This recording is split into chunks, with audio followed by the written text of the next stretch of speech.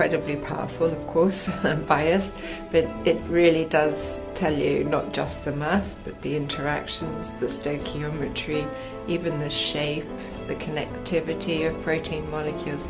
Really is incredibly powerful technique. And if you start to add on to that the sort of complexity of adding drugs and seeing how they disrupt complexes, you then have a very powerful technology. Interactions of proteins and other biomolecules, there's lots of very interesting research on DNA protein complexes and RNA protein complexes. And I think we're only just scratching the surface of how useful that's going to become in the future. There's still a long ways to go, but I'm excited about the fact that we have this very powerful technology that can be applied not just to proteins but any other biomolecule.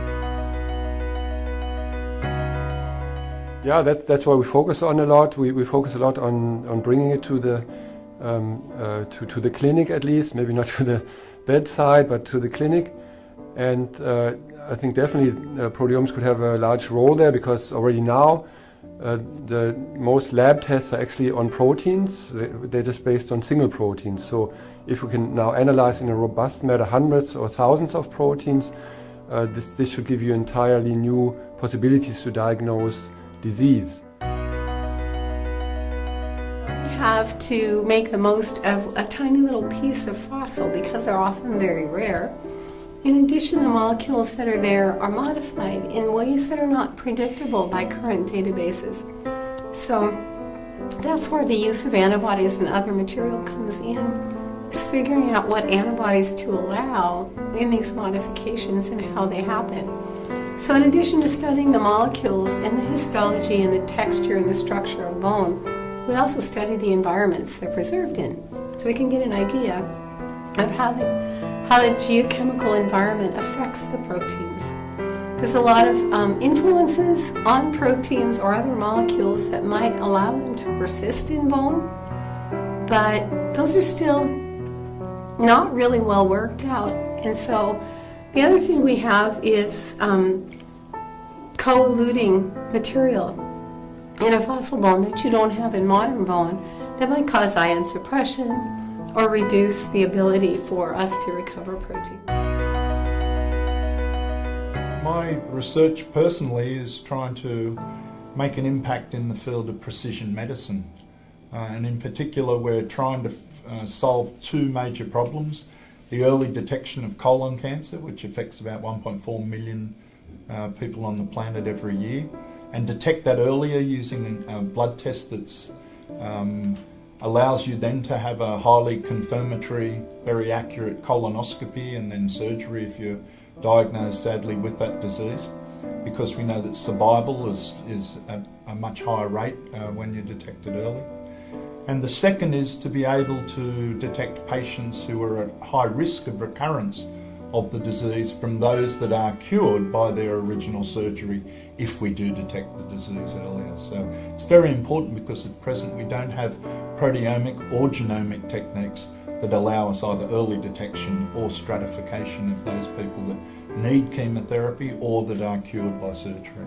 Yes, it's interesting you mention that because hPOP has just launched pathology as one of the pillars on which it relies for its biology and disease initiatives and its chromosome initiatives.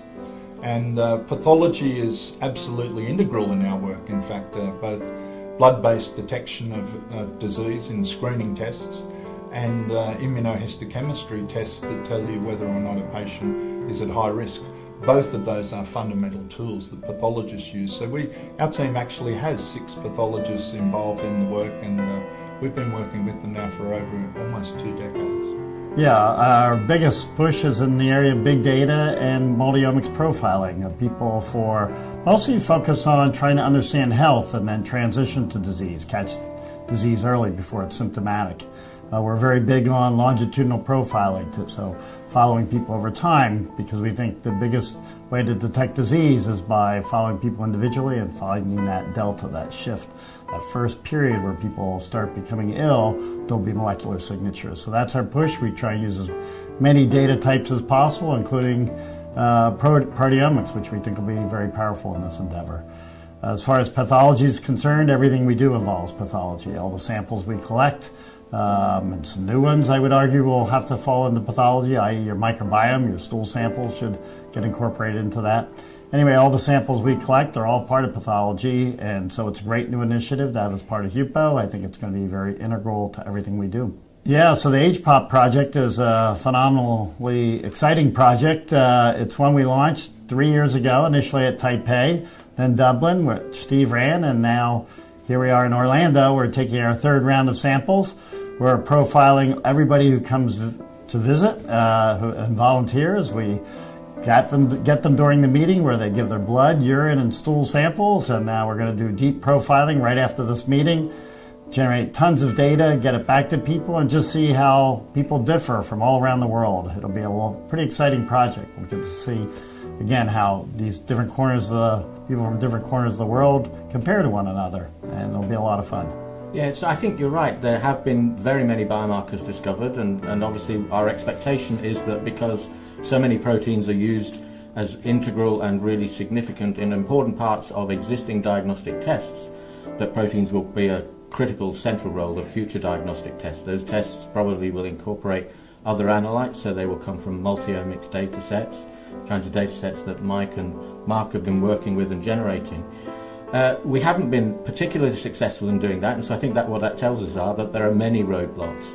How we overcome those roadblocks, I think from a HPO perspective, is by greater engagement of the people who've done the discovery with those individuals who can translate them, and so that means greater engagement with the clinical community, greater engagement with the clinical diagnostics community, and obviously ultimately greater engagement with the commercialization community. So greater engagement with those communities, and I think we've reached a stage now in HPO and the activities of the HPO members and proteomics in general where there's increasing recognition that the work we have done has served as a foundation for the next stage of the development of those biomarkers.